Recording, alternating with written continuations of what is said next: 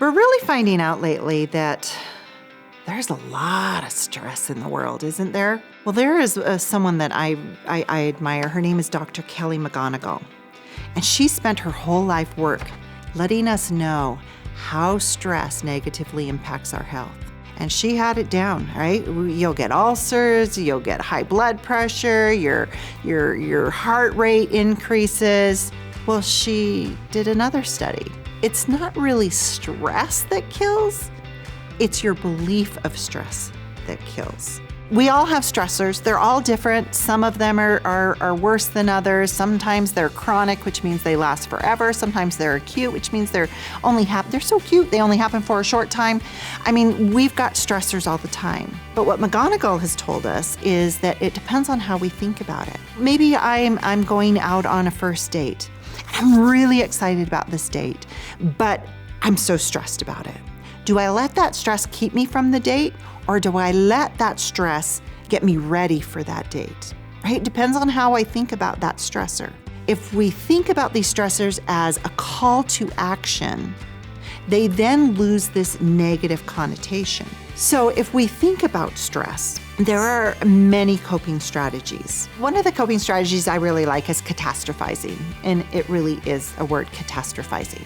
But it's taking what you're feeling right now and it's taking it to the highest level of bad, but you could also take it to the I don't want to say the lowest level, the highest level of good, right? Where I can say, okay, I failed my test in college, right? It's this math test. I failed it.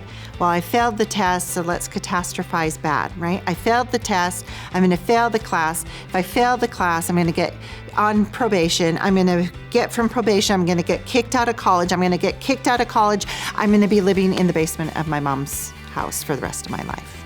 Or I can say, okay, I failed the test. I might fail the class, but probably not. It's just one test. I'll go to a tutor, I'll get the extra help, I'll go to the professor. I can do all of those things, right?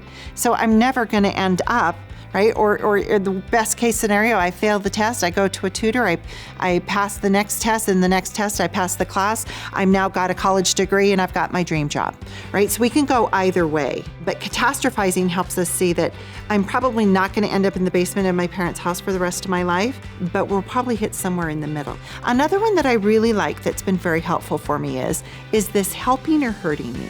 So as I'm in these stressors, and I'm moving through these stressors, I ask myself, is what I'm doing helping or hurting me? And it may sound simple, but if you try this strategy, you're gonna learn that it's a little bit hard sometimes because you're like, I'm not sure. Is this actually helping? Is staying in bed helping me, or is that hurting me? The other thing that's really another great strategy is it's called cognitive restructuring. So cognitive obviously is our brain, the way we think. Restructuring is that we're taking something that we've gotten and we're changing it or restructuring it into something else. And so a few things that I really like from those ones is, do we have an all or nothing mentality, right? If I'm in the middle of this stressor, is it all just one thing or it's nothing of something? Can we cognitively think about those things? A few others that are in this cognitive restructuring are also generalizations. Either everyone has it or nobody has it. I'm the only one dealing with this. Do we have unrealistic comparisons?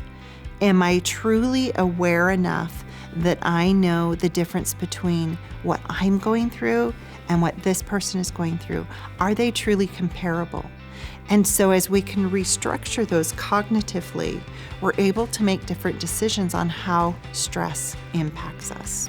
Shawn Achor is another person. He's written a book called The Happiness Advantage. The whole book is great, but he kind of narrows it down to 5 things that can increase happiness. So the first he talks about is gratitude. And we've heard a lot about gratitude, I'm sure.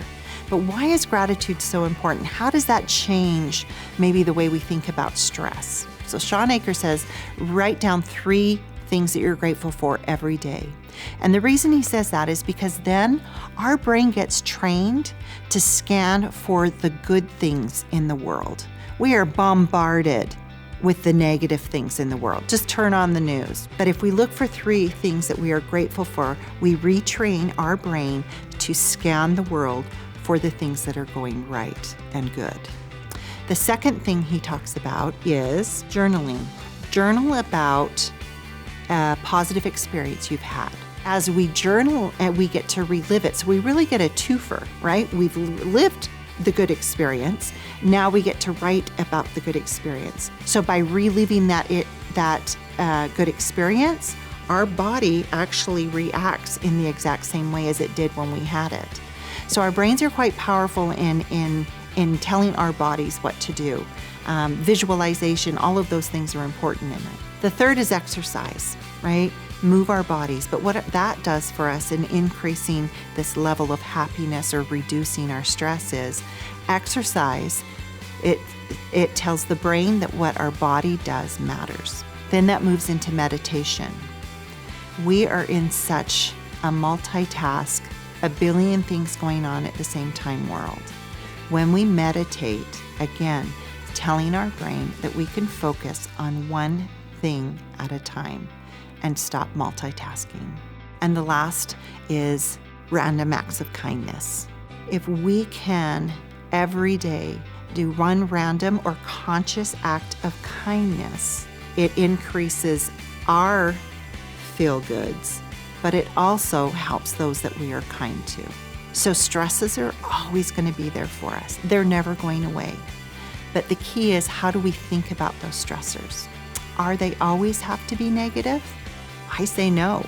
It depends on how we choose to deal with them and the things and the coping mechanisms that we put in place to make them a positive experience for us.